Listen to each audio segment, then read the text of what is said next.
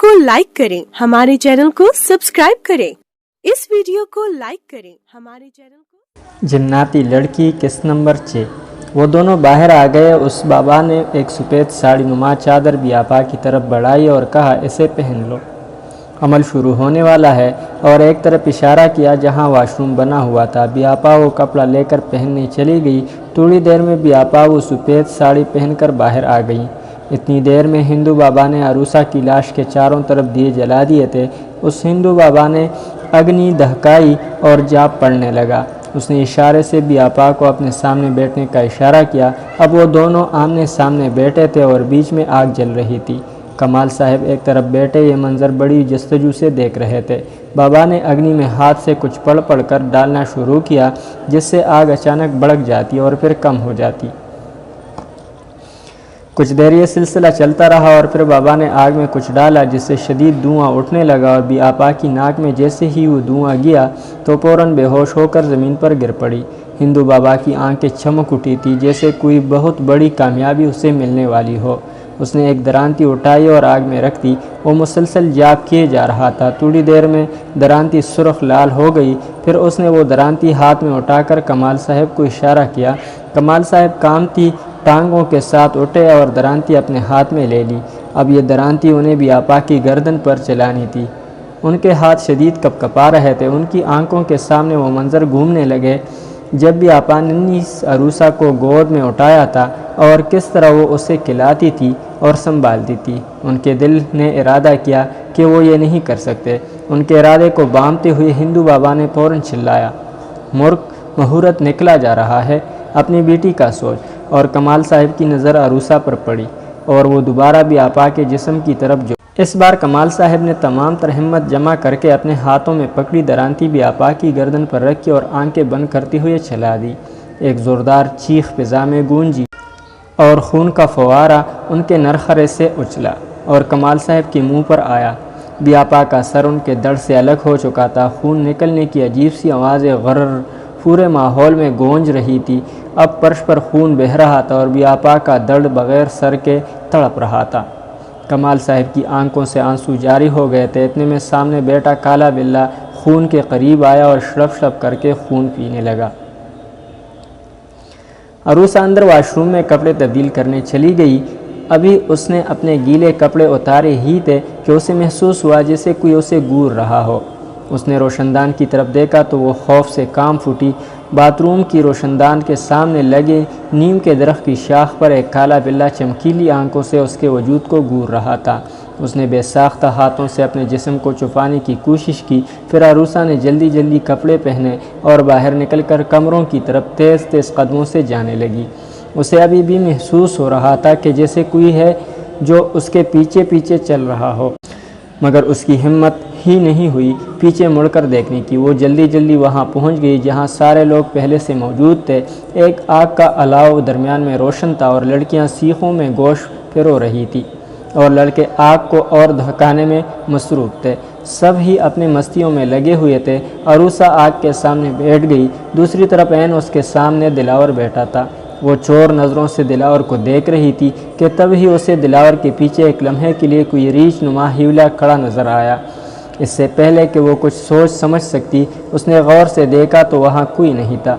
फिर उसके पीछे लगी झाड़ियों में दिलावर के पीछे वही चमकती आंखें नज़र आई जो उसे घूर ही रही थी। ये काला बिल्ला तो मानो इसके पीछे ही पड़ गया था। अरूसा को उससे शदीद खौफ आ रहा था, मगर वो किसी को बताती भी तो क्या बताती। उसे मालूम था कि अगर वो किसी को कहेगी कि वो एक बिल्ली से डर रही है तो सब ने उसका मजाक ही उड़ाना है। वो नज़रें नीचे किए वहीं बैठी रही। उसे कम से कम ये इत्मीनान था कि वो अकेली नहीं है और सबके दरमियान मौजूद है।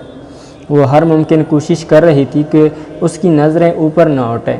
अभी वो लोग बारबेक्यू करने में मसरूफ़ थे कि आरिफा चिल्लाई, चलो 2 टीमें बनाते हैं और डमशरेस खेलते हैं, जिसमें इशारों से फिल्मों के नाम बूझने होते हैं। जो हारा वो जीतने वाले की बात मानेगा।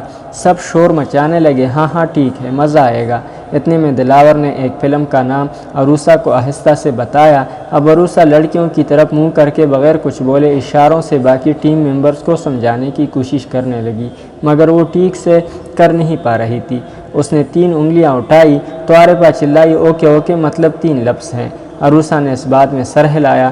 اب اس نے دونوں ہاتھوں سے دل کا شیپ بنایا تو ایک لڑکی چلائی، پہلا لفظ دل ہے۔ عروسہ نے جذبات میں دونوں ہاتھوں کو آپس میں مارا، مطلب ہاں ٹھیک کہا۔ ابھی بھی 2 لفظ باقی تھے۔ بیابا کا سر ان کے دڑ سے الگ ہو چکا تھا، خون نکلنے کی عجیب سی آوازیں غرغر پورے ماحول میں گونج رہی تھی۔ اب فرش پر خون بہہ رہا تھا اور بیابا کا دڑ بغیر سر کے تڑپ رہا تھا۔ کمال صاحب کی آنکھوں سے آنسو جاری ہو گئے۔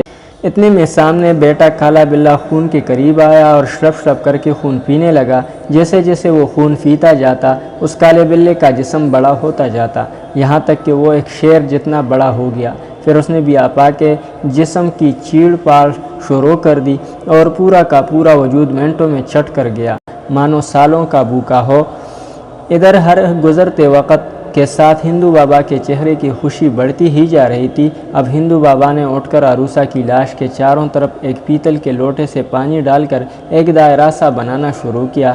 اب اس کالے بلے کی نظر عروسہ کی لاش کی طرف تھی، وہ عروسہ کی لاش کی طرف بڑھتے ہوئے اس دائرے کے اندر آ گیا۔ ہندو بابا نے کمال صاحب کو مخاطب کرتے ہوئے کہا، اب یہ آخری عمل ہے، تم جو کچھ بھی دیکھو کچھ بولنا مت، نہیں اسے روکنے کی کوشش کرنا، ورنہ اپنی بیٹی تو چھوڑو ہم دونوں بھی مارے جائیں گے۔ کمال صاحب نے اس بات میں سر ہلا دیا۔ اس ہندو بابا نے اس دائرے کے چاروں طرف چکر لگاتے ہوئے کچھ پڑھنا شروع کیا۔ تھوڑی دیر میں 7ویں چکر کے ختم ہوتے ہوتے اس پانی کے دائرے میں آگ بھڑک اٹھی۔ اب اس آگ کے درمیان میں عروسہ کی لاش اور وہ کالا بلہ موجود تھے۔ چاروں طرف آگ کی دیوار بن چکی تھی۔ اس بابا نے آنکھیں بند کی اور درانتی اٹھا کر کچھ پڑھتے ہوئے اس آگ کے درمیان سے چلتے ہوئے خود بھی دائرے میں آ گیا۔ اب اس نے عروسہ کے جسم میں لپٹی ہوئی چادر اتار دی۔ اب اس کا بے جان جسم بغیر لباس کے چبوترے پر پڑا ہوا تھا۔ جسم کی رنگت تقریباً نیلی ہو چکی تھی۔ کمال صاحب کی بیٹی ان کے سامنے بے لباس پڑی تھی۔ ایک باپ یہ کیسے گوارا کر سکتا تھا؟ انہوں نے فوراً منہ دوسری طرف موڑ لیا۔ اب اس ہندو بابا نے درانتی سے عروسہ کا پیٹ چیرا اور تمام انتڑیاں نکالنے لگا۔ وہ کالا بلہ آگے بڑھا اور سب کھا گیا۔ بابا نے پانی سے اس کے جسم کے پیٹ کے حصے کو اندر سے صاف کیا اور وہ کالا بلہ اچانک سے عروسہ کے جسم میں پیٹ کے اندر جا کر بیٹھ گیا، اور بابا نے سندور کی ایک ڈبیا نکالی اور تمام سندور عروسہ کے پیٹ میں اس بلے کے اوپر چھڑک دیا۔ اب اس نے عروسہ کے پیٹ کو دوبارہ سینا شروع کیا اور زور زور سے منتر پڑھنے لگا۔ ایک زوردار چیخ گونجی اور عروسہ اٹھ کر بیٹھ گئی۔ اب اس نے دونوں ہاتھوں سے دل کا شیپ بنایا تو ایک لڑکی چلائی، پہلا لفظ دل ہے۔ عروسہ نے جذبات میں دونوں ہاتھوں کو آپس میں مارا، مطلب ہاں ٹھیک ہے۔ ابھی بھی 2 لفظ باقی تھے۔ عروسہ دل و جان سے کوشش کر رہی تھی کہ اشارے اپنی ٹیم کو سمجھا سکے، مگر وہ کچھ سمجھا نہیں پا رہی تھی۔ دلاور نے گنتی گننا شروع کی، ٹک ٹک 1، ٹک ٹک 2، ٹک ٹک 3، اور سب لڑکے شور مچانے لگے۔ او ہو، ہار گئے ہار گئے۔ عارفہ چلائی، کیا یار عروسہ، تم سے ایک فلم نہیں بتائی گئی؟ عروسہ چڑھتے ہوئے، میری کوئی غلطی نہیں، میں تو ٹھیک ہی کر رہی تھی، تم لوگ ہی سمجھ نہیں پائے۔ عارفہ ویسے نام تھا کیا؟ دلاور چلایا، دل والے دلہنیاں لے جائیں گے۔ عارفہ پھر چلائی، یار اتنا آسان تو تھا۔ دلاور کہنے لگا، چلو چلو اب عروسہ کو شرط پوری کرنی پڑے گی۔ ایسا کرو عروسہ، تم اس کمرے میں اکیلے جا کر پانی کی بوتل لے کر آؤ۔ عروسہ نے بادل نخواستہ شرط کو ماننے میں ہی عافیت جانی اور کمرے کی طرف چل دی۔ عروسہ کے ذہن میں اس وقت تک وہ کالے بلے والی بات نہیں تھی، مگر جیسے ہی وہ کمرے میں داخل ہوئی تو اندھیرا گپت کمرہ دیکھ کر اس کی جان نکلنے لگی اور اس کے ذہن میں پھر سے وہ بلہ اور دلاور کے پیچھے موجود ہیولا آنے لگا۔ عروسہ نے جلدی سے بغیر قدم اندر رکھ کے دروازہ کھولا اور ایسے ہی ہاتھ دروازے کے ساتھ والی دیوار پر مارنا شروع کیے تاکہ سوئچ پر ہاتھ لگے اور لائٹس کھل جائے۔ تھوڑی دیر دیوار ٹٹولنے کے بعد آخرکار اسے لائٹ کا سوئچ مل ہی گیا۔ عروسہ نے جلدی سے لائٹ کھولی اور کمرے کے اندر آ گئی۔ سامنے میز پر ہی پانی کی بوتل رکھی تھی۔ وہ تیز تیز قدموں سے اندر بڑھنے لگی۔ ابھی وہ بوتل کے قریب ہی پہنچی تھی کہ دڑام سے گیٹ بند ہونے کی آواز آئی۔ عروسہ نے گھبرا کر پیچھے دیکھا تو دروازہ خود بخود بند ہو چکا تھا۔ عروسہ پوچھنے لگی، کون ہے وہاں؟ مگر کوئی جواب نہیں آیا۔ وہ جلدی سے دروازے کی طرف بڑھنے لگی تو اچانک کمرے کی لائٹ کھل بند ہونے لگی۔ اب عروسہ کا ڈر و خوف کے مارے برا حال، اس نے جلدی دروازے کے قریب پہنچنا چاہا، مگر اچانک لائٹ مکمل بند ہو گئی۔ کمرے میں ایک دفعہ پھر سے اندھیرا چھا گیا۔ عروسہ تیزی سے دروازے کی طرف بڑھنے لگی تو کسی چیز سے اس کا پاؤں ٹکرایا اور وہ دڑام سے فرش پر آ گری۔ عروسہ نے سنبھلتے ہوئے اٹھنا چاہا تو سامنے وہی چمکیلی آنکھیں اسے گور رہی تھی۔ عروسہ کی زوردار چیخ نکلی اور اچانک سے دروازہ کھلا۔ دلاور اور باقی سب باہر کڑے ہنس رہے تھے۔ اوہ ہو، عروسہ ڈر گئی، عروسہ ڈر گئی۔ دراصل دلاور نے باہر سے کمرے کا دروازہ بند کیا تھا اور مین سوئچ آن اپ کر رہا تھا تاکہ لائٹ کل بند ہو۔ عروسہ کی سمجھ میں ابھی بھی کچھ نہیں آ رہا تھا کہ اگر سب دلاور نے پلان کیا بھی تھا تو وہ کالا بلّا اور اس کی آنکھیں، کیا وہ بھی ایک وہم تھا یا واقعی اس وقت کمرے میں موجود تھا؟